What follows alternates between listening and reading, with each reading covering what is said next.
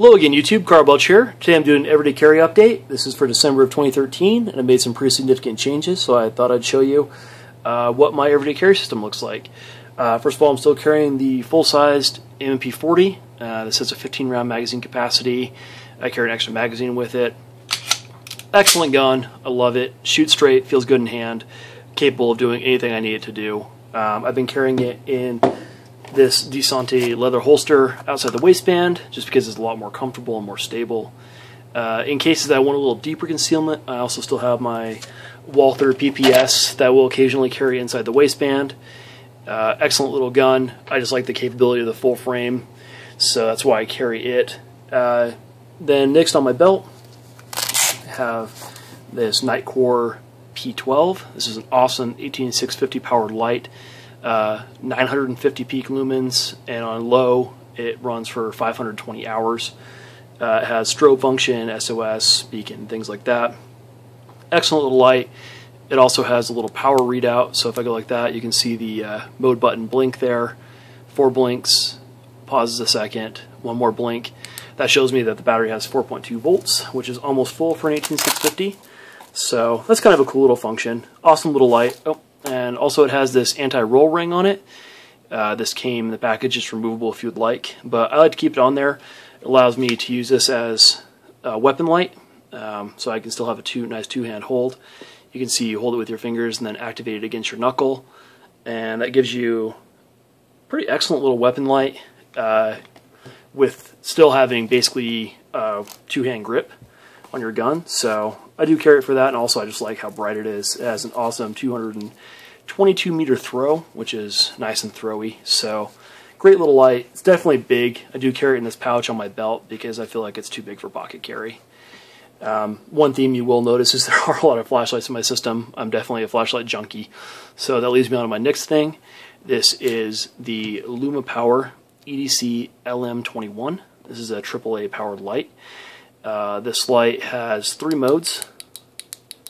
Theoretically that's 100 lumens. Seems a little dimmer than 100 lumens to me, but it is a pretty flood beam, so it doesn't throw quite as far as my microstream, but it's certainly a little bit brighter and it is a little bit smaller form factor. This light can also accept the 10440 rechargeable cells, so I'm going to definitely try one of those out. Theoretically with the 10440 you can get up to 300 lumens out of this light, so pretty cool. I could take or leave the little glow-in-the-dark tail clicky. It feels a little soft, so hopefully it holds up. Has a little glow-in-the-dark O-ring inside the bezel. See if I can get it to charge a little bit for you. I can't quite see it on camera, but there is a little glow-in-the-dark O-ring in there, which is kind of cool little function. Nice little light. It's definitely worth it. It's about a $20 light, so pretty good. Definitely compares well to the Streamlight Microstream. Of course, I carry my Leatherman bit set still. And then here is my Charge TTi. The TTi that I carry has the new scales, new style scales. Once you open it up, you'll notice this isn't the standard plier head. This is actually the pliers out of a Leatherman rebar. I actually modified these pliers to fit in the Charge TTi by kind of grinding the shoulder down a little bit. You can see there it's kind of ground down on that side. That line runs all the way across. And you have to do that so that they'll clear the scissor pad, finger pad in there when you close. The nice thing about these pliers is that they have replaceable 154 cm wire cutters. So kind of a cool little mod.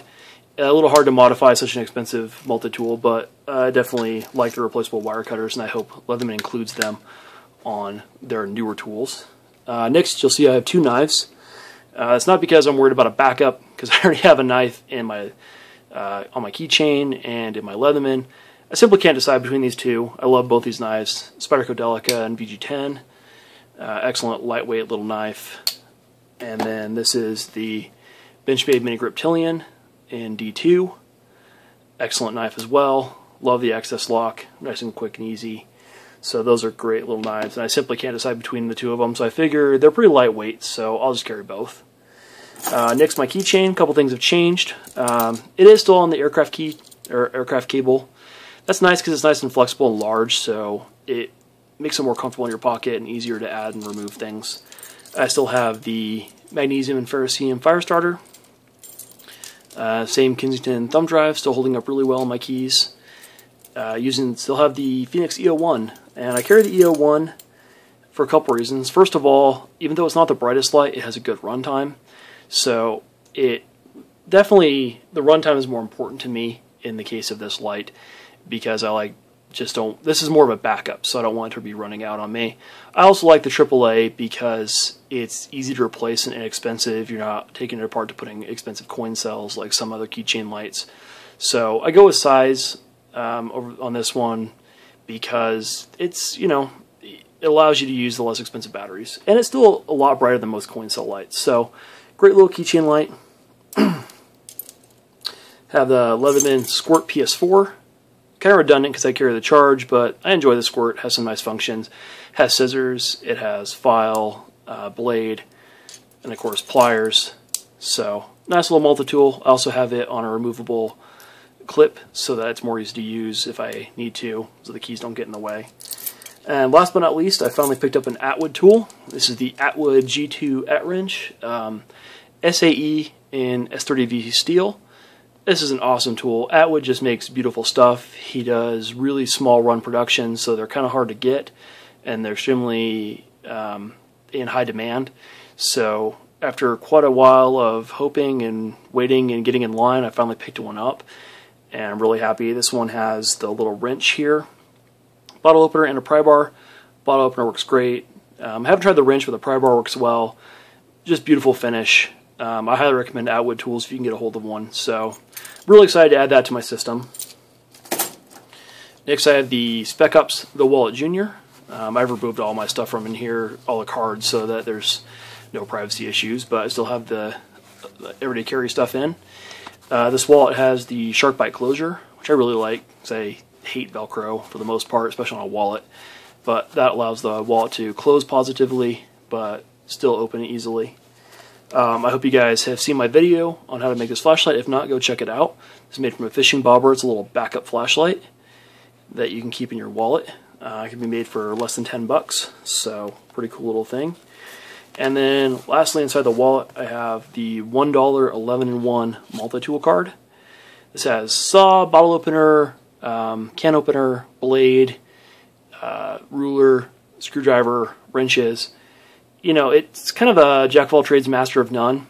You know, it's not going to do anything super amazingly, but it would certainly get you out of a bind if you had nothing else. It'd be better than nothing. So, being that it's so inexpensive and it just kind of disappears in the wallet, I definitely keep one with me, and I recommend it because it's only about $1 to $1.50, literally, if you order off Amazon. So, great little product.